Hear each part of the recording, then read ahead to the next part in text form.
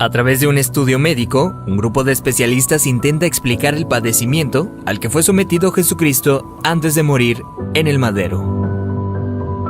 Castigo deshonroso que asignaban los romanos a los peores criminales y que Jesús aceptó como expiación para todos nosotros.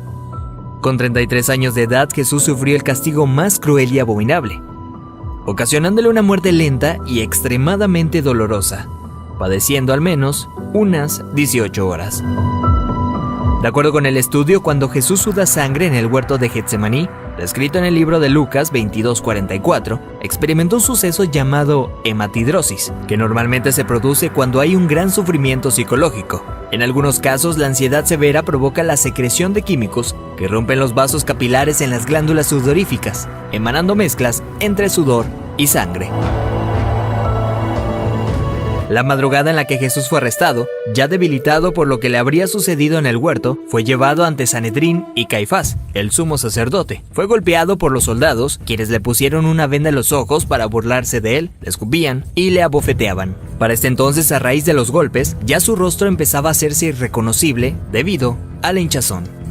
Los azotes que Cristo recibió de los romanos eran a causa de otro término terriblemente brutal. El látigo que utilizaban los soldados estaba compuesto por tiras de cuero trenzado con esferas de metal entretejidas. Cuando este impactaba contra la carne, provocaba severos moretones y contusiones, mismas que se abrían con los demás golpes. No contentos con esto, el artefacto con el que se flageló a Jesucristo también tenía pedazos de hueso afilado, provocando además cortadas profundas mientras lo golpeaban. De acuerdo con estudios realizados por historiadores forenses, con frecuencia, quienes eran flagelados con este tipo de látigos llegan a tener exposición de la espina dorsal debido al desgarramiento de la espalda, pues los golpes iban desde los hombros, pasando por la espalda y las piernas, hasta llegar a los muslos, produciendo que la carne del individuo cuelgue en forma de tiras. Mientras sucedía, en el interior de la persona, en este caso Jesucristo, se experimenta un dolor tan grande que debió llevarlo a una conmoción hipovolémica, es decir, que la persona a raíz de la gran pérdida de sangre sufre de taquicardia, pues el corazón acelera su ritmo intentando bombear una sangre que ya no existe, lo que a su vez conlleva una baja presión sanguínea, dando paso a la pérdida de la conciencia.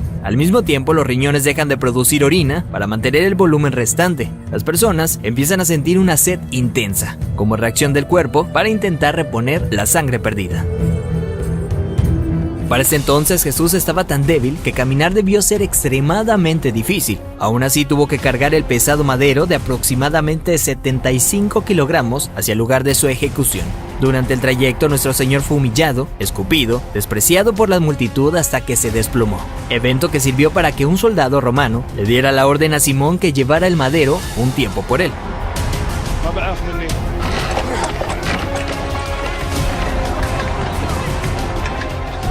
Luego de ello, Jesús dice tener sed y le dan un trago de vinagre. Los criminales condenados a esta pena eran amarrados. No obstante, a Jesús le clavaron de forma horizontal, con las manos abiertas. La viga llamada patibulum aún no se había unido al madero, colocado de forma vertical permanente. Los clavos que se usaban para este hecho eran de entre 13 a 18 centímetros de largo, afilados en punta, con el objetivo de que éste atravesara el nervio mediano. Al romperse ese tendón y poner las muñecas clavadas, Jesús fue forzado a utilizar todos los músculos de su espalda desgarrada para poder respirar. Ya colgado, casi sin poder respirar, al clavarle los pies en el madero, triturando los nervios de los pies, debió haber sufrido dislocación de los hombros, situación que se confirma en el Salmo 22:14, cuando dice: «Dislocados están todos mis huesos». Lo siguiente es una muerte lenta por asfixia.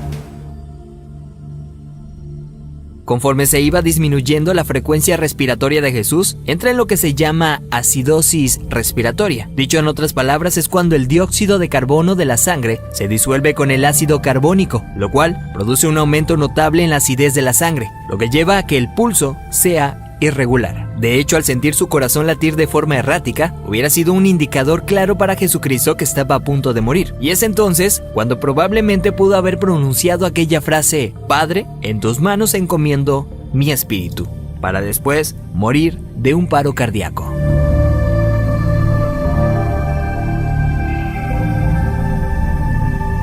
A diferencia de otros crucificados, los huesos de Jesús no fueron quebrados. Esto lo hacían para evitar que las personas que pasaban por esto subieran las piernas hacia arriba y con estas se ayudaran para poder respirar. Así, la muerte era rápida en cuestión de unos minutos. Sin embargo, Jesús no pasó por esto, y se sabe porque en registros romanos, allá 2 años después, soldados describen el hecho, confirmando lo que ya estaba predicho en el Antiguo Testamento acerca del Mesías, donde se menciona que ningún hueso será quebrado. Salmos 34:20. Según dichos registros, un soldado romano clavó en Jesús una lanza en el costado derecho para confirmar su deceso. La lanza penetró el corazón, por tanto cuando sacó la lanza, del orificio salió un fluido claro como el agua, seguido de un gran volumen de sangre, tal como lo describe el apóstol Juan en su Evangelio, testigo presencial de los hechos.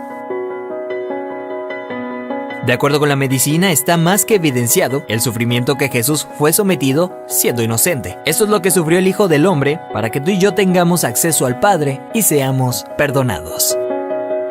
Veracidad News.